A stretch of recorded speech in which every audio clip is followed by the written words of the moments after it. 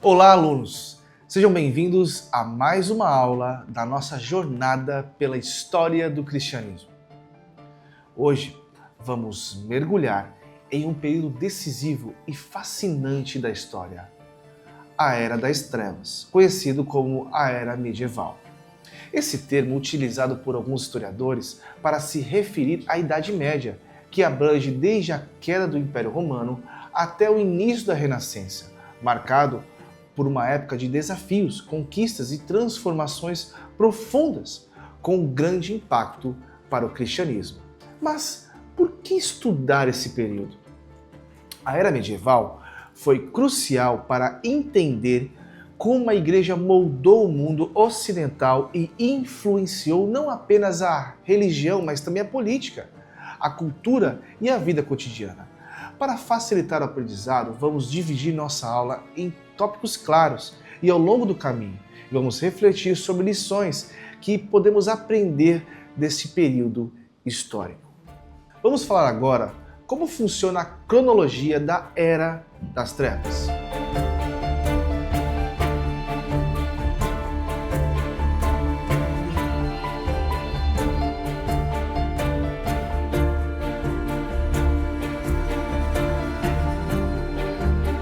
A Era das Trevas abrange um período que se estende aproximadamente de 476 d.C., com a queda do Império Romano do Ocidente, até o século XI. Só que nesse intervalo, o cristianismo enfrenta grandes desafios. A ideia de Era das Trevas vem da percepção de um tempo de atraso cultural, mas a realidade é muito mais complexa. O cristianismo, embora pressionado, se adapta e se expande, tornando-se um pilar de estabilidade em tempos de caos. Agora que entendemos o marco temporal, vamos explorar os desafios que o cristianismo enfrentou com a invasão dos bárbaros, que ajudaram a moldar esse período. Então vamos compreender como foi o regime dos bárbaros. Vamos lá?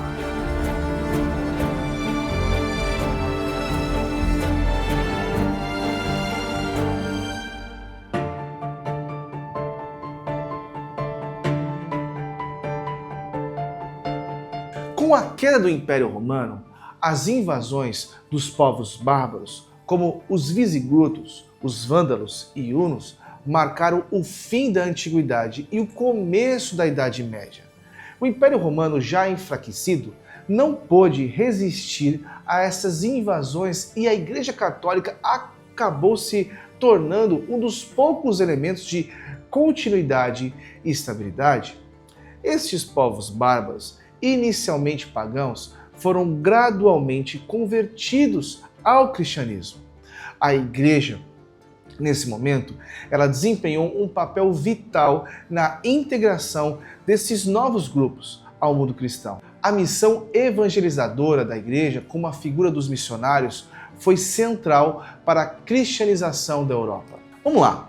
Agora que vimos o contexto das invasões, vamos analisar um dos maiores legados dessa época, o monasticismo beneditino, que se tornou um refúgio de fé e conhecimento durante esses tempos de incerteza. Vamos entender melhor o que foi o monasticismo beneditino? Vamos lá?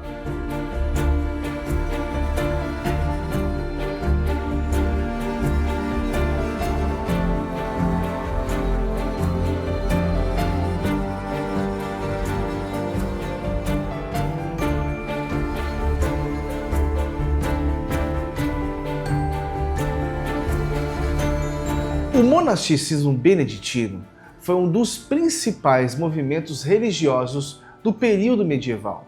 Foi fundado por São Bento de Núrcia. Os mosteiros se tornaram centro de preservação de conhecimento, cultura e espiritualidade, funcionando como faróis de civilização no meio do caos. São Bento estabeleceu uma regra que equilibrava trabalho, oração e estudo. Essa estrutura não só sustentava a vida religiosa, mas também preservava o saber antigo e promovia a educação em uma época onde a alfabetização era rara. Então os mosteiros, portanto, se tornaram verdadeiros centros de aprendizado. Mas agora que vimos o papel dos monges, é importante analisar a ascensão do papado e a autoridade centralizada da Igreja. Vamos falar agora sobre o papado e a ascensão da autoridade papal.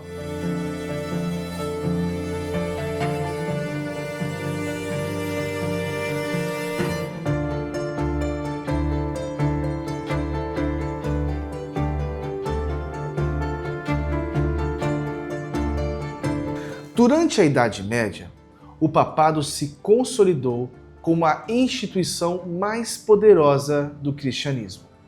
O Papa se tornou uma figura central de autoridade espiritual e temporal, com influência sobre reis, impérios e nações inteiras. Isso não foi sem desafios, pois a Igreja teve que se afirmar em face de diversos poderes locais e imperiais. O Papa, ele não só liderava a Igreja, mas também se envolvia ativamente em questões políticas. A sua autoridade cresceu especialmente após o cisma de 1054, quando a Igreja Ocidental e a Igreja Oriental se separaram. O papel do Papa foi essencial para a unificação da cristandade em toda a Europa Ocidental. Agora, vamos voltar o olhar para o Oriente, que, embora dissidente do papado, também desempenhou um papel fundamental na história do cristianismo medieval. Vamos entender sobre a Igreja Oriental e as igrejas dissidentes. Vamos lá?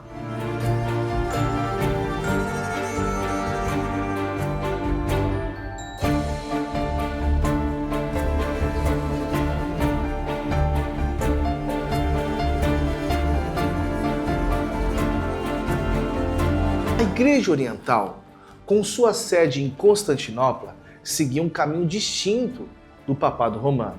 A divisão entre a Igreja Ocidental e a Oriental culminou no cisma de 1054, um evento que separou definitivamente as duas grandes tradições cristãs, a Igreja Católica Romana e a Igreja Ortodoxa.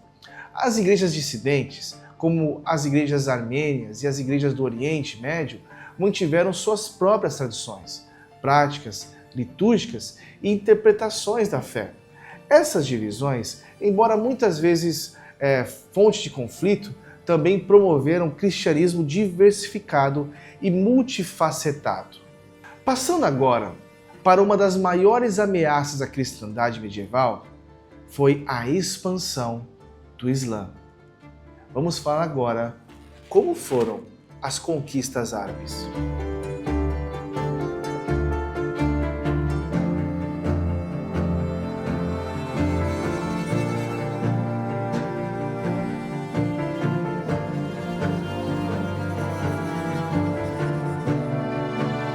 No século VII, os árabes muçulmanos realizaram uma série de conquistas militares que alteraram profundamente o mapa político e religioso do mundo mediterrâneo. As terras que haviam sido cristãs agora estavam sob o domínio islâmico, incluindo grandes partes do norte da África, da Península Ibérica e do Oriente Médio. Essas conquistas árabes tiveram um impacto duradouro na Igreja, pois interromperam a comunicação entre o Oriente e o Ocidente. Cristãos, além de forçar o cristianismo a se redefinir em face de um novo império religioso. Mas, no entanto, essa presença muçulmana também levou a uma série de confrontos e interações entre as duas religiões. Vamos agora voltar à Europa, onde o cristianismo enfrentaria uma nova configuração com os carolíngios. E precisamos falar sobre o regime dos carolíngios. O que é isso? Vamos entender melhor?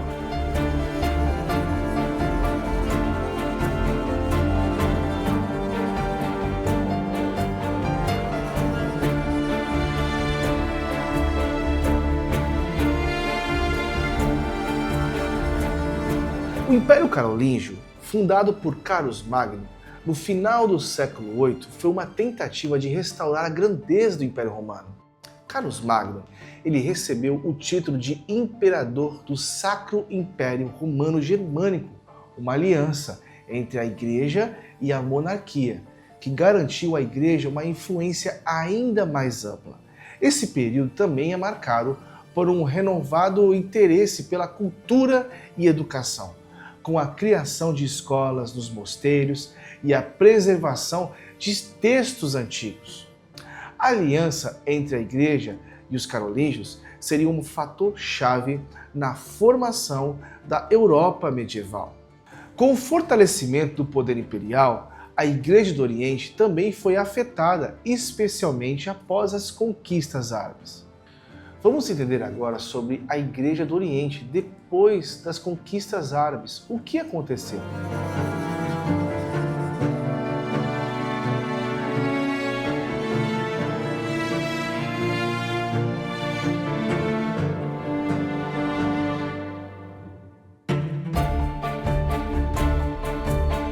Com as conquistas árabes, a Igreja do Oriente passou a viver sob uma nova realidade política e religiosa.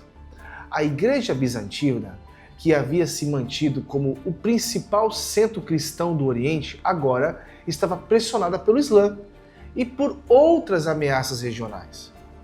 Apesar disso, a Igreja Ortodoxa manteve uma identidade única e continuou a influenciar profundamente a cultura e a política do Império Bizantino, além de manter contato com as igrejas do Ocidente, embora de uma certa forma bem limitada. Para concluir, veremos o impacto que todas essas mudanças tiveram no cristianismo, antes do que viria a ser o renascimento cultural.